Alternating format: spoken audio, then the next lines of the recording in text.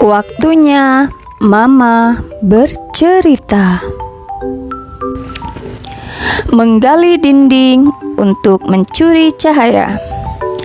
Pada masa dinasti Han Barat, ada seorang anak petani bernama Quang Heng.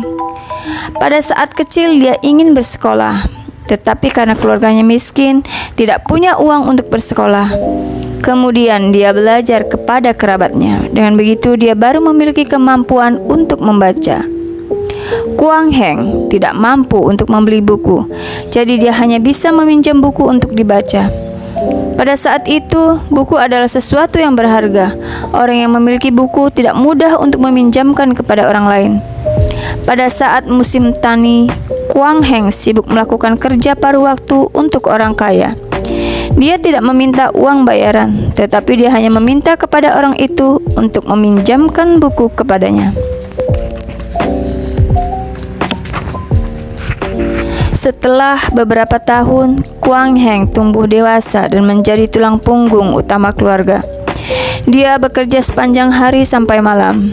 Hanya pada saat istirahat siang, dia memiliki sedikit waktu untuk membaca buku.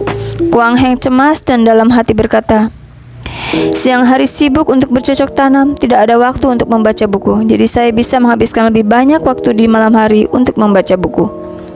Tetapi keluarga Quang Heng sangat miskin, tidak mampu membeli minyak untuk lampu. Pada suatu malam, Quang Heng berbaring dan memegang buku yang telah dibaca siang tadi. Dipegangnya dengan erat buku itu.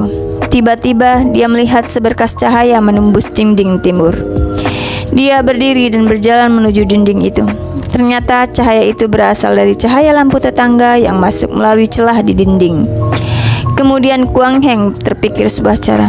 Dia mengambil sebuah pisau kecil dan menggali dinding agar celah tersebut lebih besar.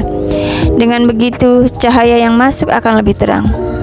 Dia menggunakan cahaya yang masuk dan mulai membaca. Begitulah Quang Heng bekerja keras untuk belajar.